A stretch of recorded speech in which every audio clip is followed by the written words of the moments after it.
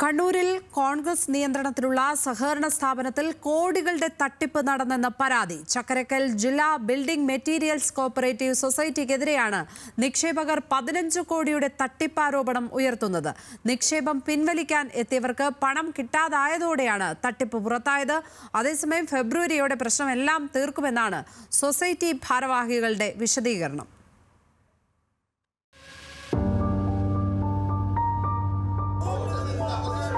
കോൺഗ്രസ് ഭരിക്കുന്ന സഹകരണ സ്ഥാപനമായ ജില്ലാ ബിൽഡിംഗ് മെറ്റീരിയൽസ് കോഓപ്പറേറ്റീവ് സൊസൈറ്റിയിലെ 100-ലേറെ നിക്ഷേപകരാണ് പരാതി ഉയർത്തുന്നത്. സ്ഥിര നിക്ഷേപകരായ ചിലർ പണം പിൻവലിക്കാനെത്തിയപ്പോഴാണ് തട്ടിപ്പ് പുറത്തുവന്നത്. 15 കോടിയുടെയെങ്കിലും തട്ടിപ്പ് നടന്നുവെന്നാണ് പ്രാഥമിക വിവരം. എന്റേത് 10 ലക്ഷം ഫിക്സഡ് ഡെപ്പോസിറ്റ് ഇട്ടാണ്, റിട്ടയർമെന്റ് ബെനിഫിറ്റ് ആണ്. തിരിച്ചു ചോദിക്കുമ്പോൾ പൈസ ഇല്ലാന്ന് പറഞ്ഞ. ഗ്രൂപ്പ് ഡെപ്പോസിറ്റ്, ആർഡി, ദൈനംദിന നിക്ഷേപം തുടങ്ങിയ പദ്ധതികളിൽ ചേർന്നവർക്കെല്ലാം പണം നഷ്ടമായിട്ടുണ്ട്. നിക്ഷേപത്തേക്കാൾ കൂടുതൽ വായ്പ നൽകി കരുതൽ ധനം ദുരുപയോഗം ചെയ്തു എന്നതടക്കം ഗുരുതര ക്രമക്കേടുകൾ സൊസൈറ്റിയിൽ നടന്നെന്ന് സഹകരണ വകുപ്പിന്റെ ഓഡിറ്റിംഗിലും വെളിവായി.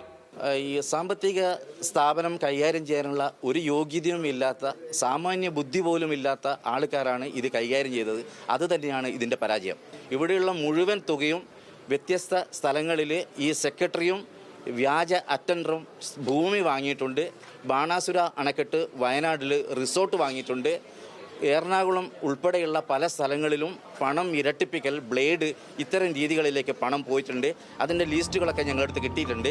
ഇവിടെ കണക്ക് സൂക്ഷിക്കുന്നത് കമ്പ്യൂട്ടറുകളിലല്ല, ഇപ്പോഴും പഴയ ലെഡ്ജറുകളിലാണ് കണക്കെടുത്ത്. ചിട്ടിക്ക് ചേർന്ന പലരുടെയും നിക്ഷേപം മരിച്ചുപോയവരുടെ പേരിലാണ് കാണിച്ചിരിക്കുന്നതെന്നും പരാതിയുണ്ട്. വലിയ തുക നിക്ഷേപിച്ചവർക്ക് റെസീറ്റ് നൽകിയിരുന്നു, പക്ഷേ ഇത് രേഖകളിൽ കാണിച്ചിട്ടില്ല. കണ്ണൂർ ജില്ലയിൽ നിന്ന് ഓഡിറ്റർ ഇവിടെ വന്നപ്പോൾ എൻ്റെ ലെഡ്ജർ എടുത്ത് നോക്കുമ്പോൾ എൻ്റെ പേരിലുള്ള പൈസ 1.5 കൊല്ലം മുമ്പ് മരണപ്പെട്ട ഒരാളുടെ പേരിലാണ് എനിക്ക് കാണാനിടയായത്. അതായത് ഞാൻ വെച്ചത് ഏകദേശം 3,90,000 രൂപ ഞാൻ അടച്ചത്. ലെഡ്ജറിൽ നോക്കുമ്പോൾ വെറും 40,000 രൂപ മാത്രമേ ഉള്ളൂ. അതോ എൻ്റെ അഡ്രസ്സ് ഒന്നുമില്ല ലെഡ്ജറിൽ പേര് തിരുത്തിയിട്ട് 1.5 കൊല്ലം മുമ്പ് മരണപ്പെട്ട വേറൊരു ഷിനോജിൻ്റെ പേരിലാണ് ഉണ്ടായത്.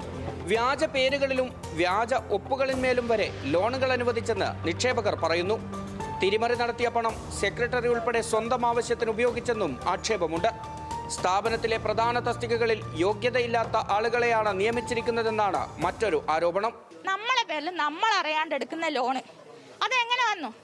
അത് 50 ലക്ഷം 16 ലക്ഷം റുപ്യ എങ്ങനെ ഒരു വീടും വെക്കാതെ? ഞാൻ എടുക്കാത്ത കാര്യം, ഞാൻ കാണാത്ത കാര്യം, എന്റെ ഒപ്പല്ല.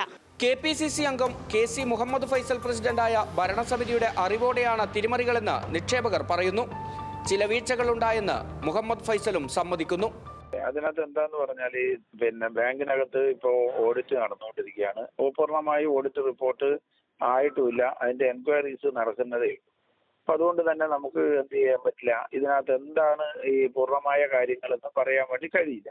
ചില പേഴ്സന്റുകളുണ്ട്, ആ പേഴ്സന്റ് പരിഹരിക്കുന്നതിന് വേണ്ടി ഫെബ്രുവരി 20-നുള്ളിൽ പരിഹരിക്കുമെന്നാണ് ബോർഡിന്റെ ഭാഗത്തു നിന്നുള്ള ഒരു ശ്രമവും തീരുമാനവും. അപ്പൊ അത് ഞങ്ങൾ അതിന്റെ തീവ്രമായ ശ്രമത്തിലാണുള്ളത്.